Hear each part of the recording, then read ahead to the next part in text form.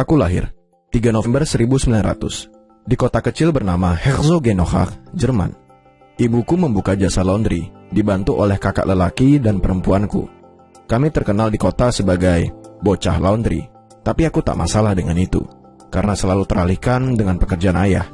Beberapa tahun kemudian, ia terpaksa menutup usaha tekstil keluarga dan dipaksa untuk bekerja di perusahaan lokal sebagai tukang sepatu. Sulit baginya melihat usaha keluarga hilang.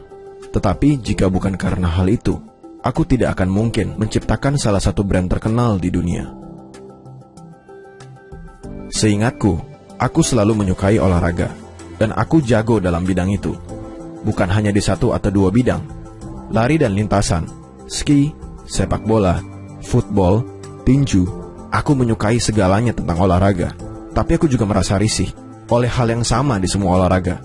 Sepatu. Mohon diperhatikan, itu tahun 1918. Dan saat itu, sepatu ya hanya sepatu. Bagiku, terlihat salah memakai sepatu yang sama untuk lari dan sepak bola, karena olahraganya berbeda. Jadi, kubuat revolusi di dunia olahraga dengan menciptakan sepatu khusus olahraga profesional yang akan meningkatkan performa. Sayangnya, visiku terhenti karena Perang Dunia Pertama dan aku harus ikut berperang. Usiaku belum 18 tahun saat ikut perang.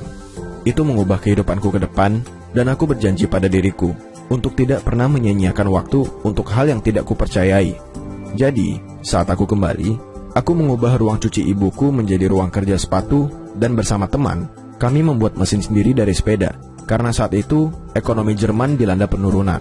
Itu termasuk salah satu masa tersulit dalam hidupku, tanpa tahu yang kulakukan benar, entah sukses, atau apakah ideku bisa berhasil, atau bermakna sesuatu. Tapi, itu adalah hal yang kupercayai, dan aku bertekad melakukannya. Salah satu sepatu pertama kami digunakan untuk lari. Aku bereksperimen dengan bermacam tipe bahan mulai dari kulit kanguru sampai kulit hiu. Tapi akhirnya, aku memilih kulit sapi dan menambahkan paku yang dipasang terbalik pada bagian bawah sepatu. Saat kutunjukkan ke orang-orang, mereka merasa itu hal yang lucu dan aneh, serta berkata, itu tidak akan bisa digunakan. Aku tidak peduli ucapan mereka, dan percaya pada produk dan melanjutkan pekerjaanku. Untungnya, kakak lelakiku melihat potensi dan bergabung denganku.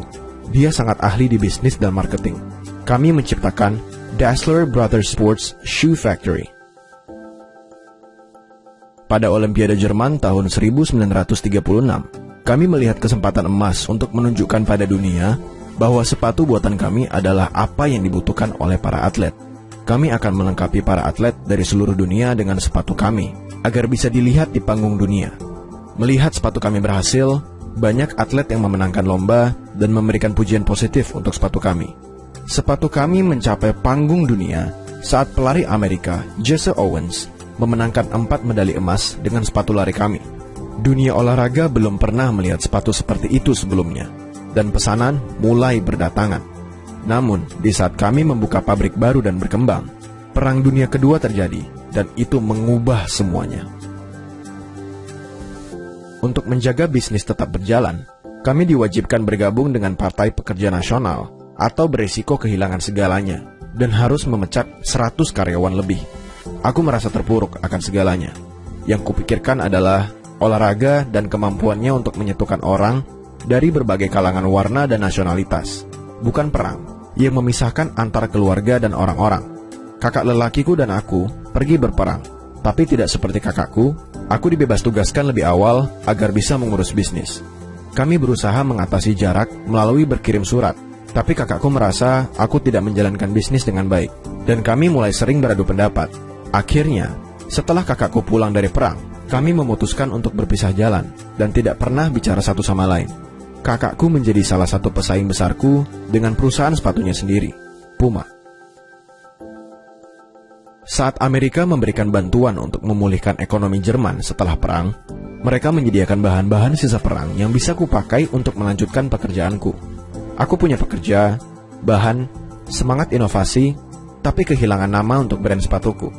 Aku ingin menamainya dengan 2 huruf pertama dari nama depan dan 3 huruf pertama dari nama keluargaku. Tapi itu sudah ada yang memakainya. Jadi saat didaftarkan, kuputuskan menambahkan huruf I di antaranya yang membuat nama resmi perusahaan sepatuku menjadi Adidas. Kupikir itu cukup, karena bagaimanapun nama panggilanku juga Adi. Untuk logonya, kuingat membuat sepatu football dengan 3 garis di bagian samping untuk memberikan keseimbangan. Kupikir itu adalah simbol sempurna yang menunjukkan semangat inovasi, juga merek dagang untuk produk kami, dan kemudian menjadi 3 garis yang terkenal. Beberapa tahun ke depan, kami lanjut mengembangkan teknologi baru, selalu mencoba ide-ide baru, bahkan berkonsultasi dengan ahli ortopedi, dan bekerja langsung dengan para atlet dengan mendengarkan apa yang mereka butuhkan, penyesuaian apa yang mereka suka dan tidak. Kukira hal ini yang membedakan kami dengan perusahaan kompetitor lain. Kami mendengarkan apa yang orang inginkan, dan bersama, kami merealisasikan ide menjadi nyata yang membuat olahraga lebih baik. Khalayak menyukai Muhammad Ali, dan menciptakan sepatu boots legendaris, atau sepatu tenis revolusioner milik Stan Smith, yang kemudian menjadi ikon fashion yang menunjukkan pada dunia bahwa satu sepatu tidak cocok untuk semua kebutuhan. Ini selalu mengenai sepatu dan orang-orang yang berolahraga, kompetisi atletik, pertukaran, dan bagian dari gaya hidup.